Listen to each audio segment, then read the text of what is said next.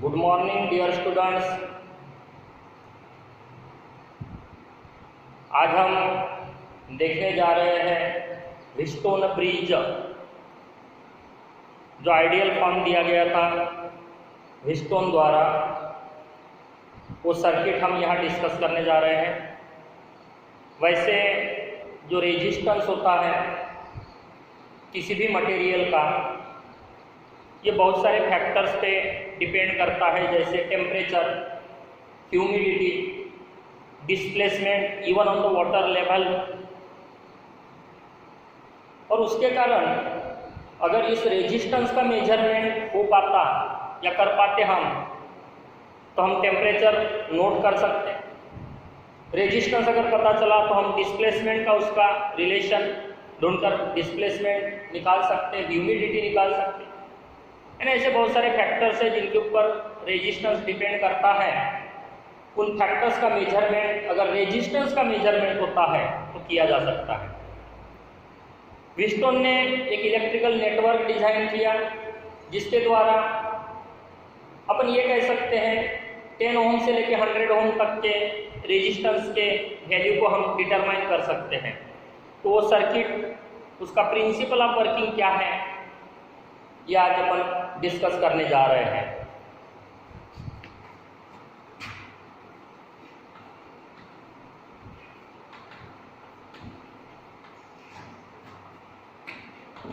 Wheatstone bridge और Wheatstone electrical network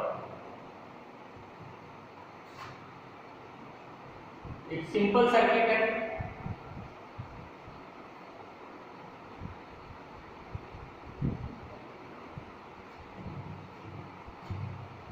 It consists of 4 resistances connected so as to form a quadrilateral ABCDA। अब book में levelling कुछ अलग हो सकता है, मैं यहाँ R1, R2,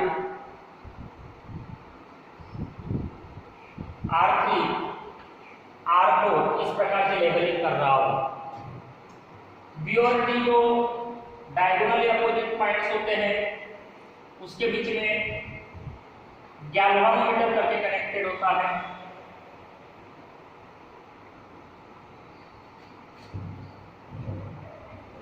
ये जब लैब में जाओगे तो देखने को मिलेगा, इसको टेबल गैल्वानोमीटर या वेस्टर्न टाइप गैल्वानोमीटर कहा जाता है।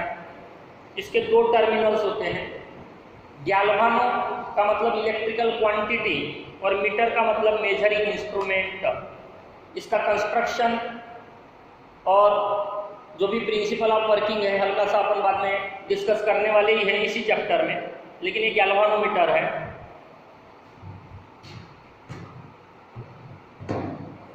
ये उस दिन मैंने बताया था लैकलैंड सेल है।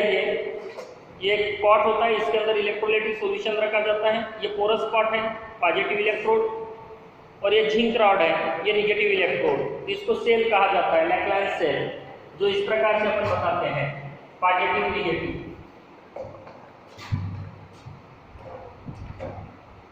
ये रियोस्टेट कहलाता है, वेरिएबल रेजिस्टेंस है बोलो एक प्रकार से। इससे अपन सर्किट में का रेजिस्टेंस जो है कम अधिक कर सकते हैं, रियोस्टेट। और ये होता है प्लग की रिमूव किए सर्किट ब्रेक हो जाता है, ओपन हो जाता है। क्लोज किए तो सर्किट कंप्लीट हो जाता है। तो यह जो व्हीटस्टोन ब्रिज है इसमें डायगोनली अपोजिट जो पॉइंट्स है बी और डी, इसके बीच में गैल्वानोमीटर जोड़ा गया है। और ये जो डायगोनली अपोजिट पॉइंट्स है और सी, और सी, इनके बीच में वो जो लैकलैंड सेल है। बाद में प्लग की जो मैंने अभी बताया, और इस प्रकार से जो वेरिएबल रेजिस्टेंस है जिसको रियोस्टेट कहा जाता है वो कनेक्टेड होता है। प्लग की को कैसे बताते हैं, सेल को जिसका ईएमएफ समझो ई है इस प्रकार से बताएंगे, और रियोस्टेट को आर सफिक्स एच से। तो इस प्रकार का ये सिंपल सर्किट है व्हीटस्टोन द्वारा जो बताया गया है to determine the unknown resistance. तो एक बार कंस्ट्रक्शन देख लेते हैं। Wheatstone bridge it consists of 4 resistances R1, R2, R3, R4 connected so as to form a quadrilateral A B C D and capital A इस प्रकार से। Between two diagonally opposite points B and D, a galvanometer whose resistance or internal resistance G is connected,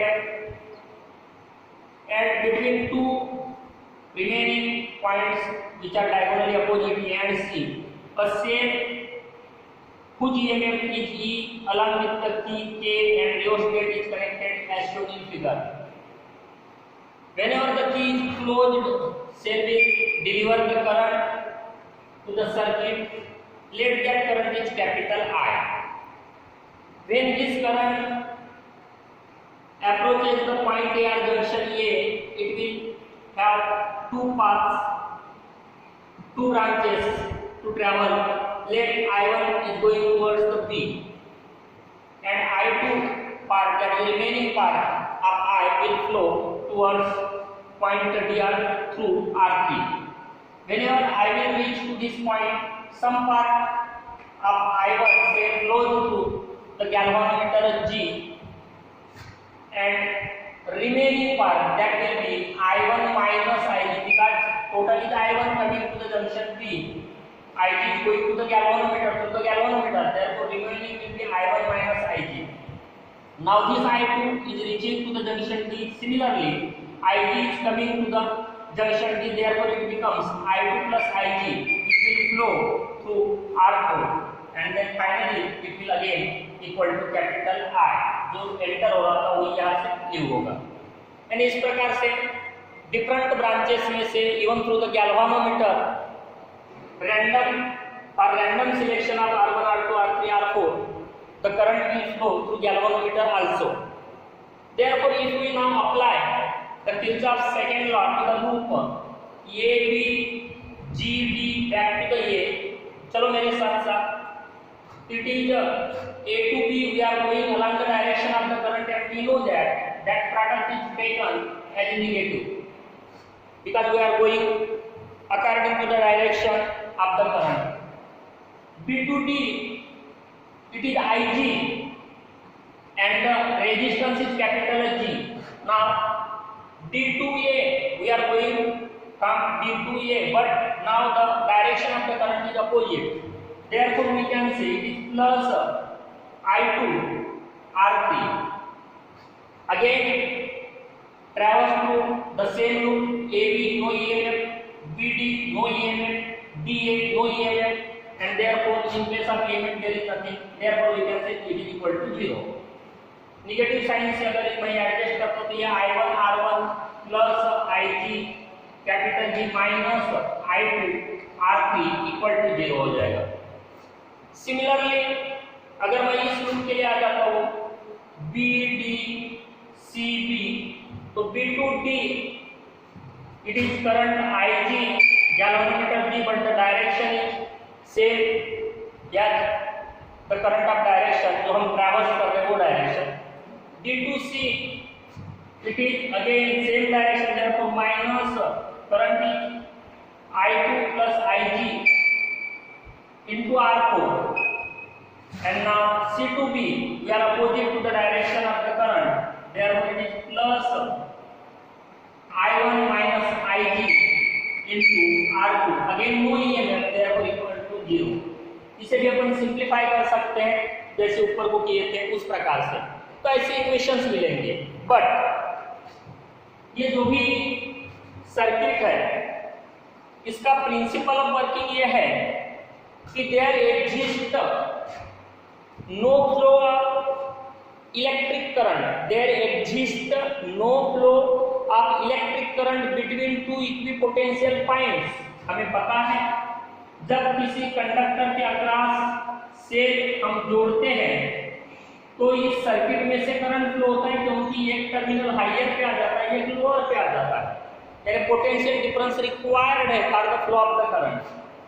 जब हम random selection रखते हैं R1 R2 R3 R4 का, तो किसी भी प्रकार का पोटेंशियल यानी जो पोटेंशियल डिफरेंस है एक्चुअली दैट पॉइंट B से VB और VD, यहाँ ये दोनों अलग अलग पोटेंशियल पे अपीयर होते हैं, लेकिन अगर प्रॉपरली हम वैल्यूज को सिलेक्ट करते हैं R1 के, R2 के, R3 और R4 ऐसा सिलेक्ट करते हैं कि समझो B और D पॉइंट का पोटेंशियल सेम हो गया, proper selection of R1, R2, R3, R4, तो दोनों पॉइंट इक्वल पोटेंशियल पे आ गए समझो किसी पर्टिकुलर पेयर्स के लिए, किसी particular R1, R2, R3, R4 के वैल्यूज के लिए, तो there is no current through the galvanometer, यानी I इक्वल टू 0 हो जाता है। तो I1 जो यहाँ आया था I इसमें से जाता है और I2 जो इधर आ रहा था वो इधर चला जाता है, यानी R1 और R2 में से सेम करंट फ्लो होता है। सिमिलरली R3 और R4 में से सेम करंट फ्लो होता है। That means between two equipotential points there is no any current through the galvanometer, and the pointer of the galvanometer, though it is in the circuit, it is connected in the circuit, but its pointer is at 0 level। जैसे यहाँ बिना connection है ना ये pointer 0 पे, वैसे ही ये जो पॉइंटर है कनेक्शन में होने के बाद भी गैल्वेनोमीटर 0 पे रहेगा। और ऐसी जो कंडीशन होती है उसको balancing condition of the Wheatstone bridge कहा जाता है, बैलेंसिंग कंडीशन। अब ये बैलेंसिंग कंडीशन यानी relationship between R1, R2, R3, R4, तो जैसे अभी हमने किरचॉफ वोल्टेज लॉ अप्लाई किए थे वैसे ही एक बार और लूप्स में जाकर किरचॉफ वोल्टेज लॉ अप्लाई करना है। तो start from A to B, the current is I1, resistance is R1, but the direction is same as that of the current, therefore it is negative। Between B to D, now there is no current, therefore the product will be 0, लेने की जरूरत नहीं है। Now D to A, back अगर अपन आ गए A पे, तो current है I2, रेजिस्टेंस है R3, बट अपोजिट डायरेक्शन है, तो क्या हो जाएगा प्लस। EMF के लिए अगेन चलते हैं तो there is no EMF, को लेने की जरूरत नहीं, it is equal to 0। Therefore it is I1 R1 minus I2 R3 is equal to 0, से इक्वेशन 1। सिमिलरली अगर मैं इस लूप के लिए आता तो मैं ये ऐसे कर रहा हूं, देखो B C B back to the B, तो B to C current is I1, resistance is R2 but with negative sign क्योंकि डायरेक्शन हमारा सेम है। C to D करंट है I2, रेजिस्टेंस है R4 बट डायरेक्शन अपोजिट है तो plus. Again there is no EMF, therefore it is equal to 0। ये adjust कर लेते हैं, I1 R2 minus I2 R4 it is equal to 0, से equation 2। अब मैं इक्वेशन 1/2 कर रहा हूं, या इसको थोड़ा इस फॉर्म में ले लेता पहले। इधर देखो I1 R1 is equal to I2 R3, से ये मेरे लिए इक्वेशन 1 हो गया। और इसको मैं इस प्रकार से ले लेता हूं, I1 R2 is equal to I2 R4, ये हो गया समझो equation 2। Now equation 1/2 I1 R1 divided by I1 R2 I2 R3 divided by I2 R4। तो I1 I1 कैंसिल हो जाएगा, I2 I2 कैंसिल हो जाएगा, बचेगा R1 by R2 is equal to R3 by R4। और ये जो भी रिलेशनशिप है between these four resistances, it is called as balancing condition of Wheatstone bridge. In 4 resistance में से किसी भी एक ब्रांच में अननोन रेजिस्टेंस रहेगा, 3 नोन रेजिस्टेंसेस रहेंगे, तो उस पर से फिर अननोन रेजिस्टेंस की जो वैल्यू है वो डिटरमाइन होगी।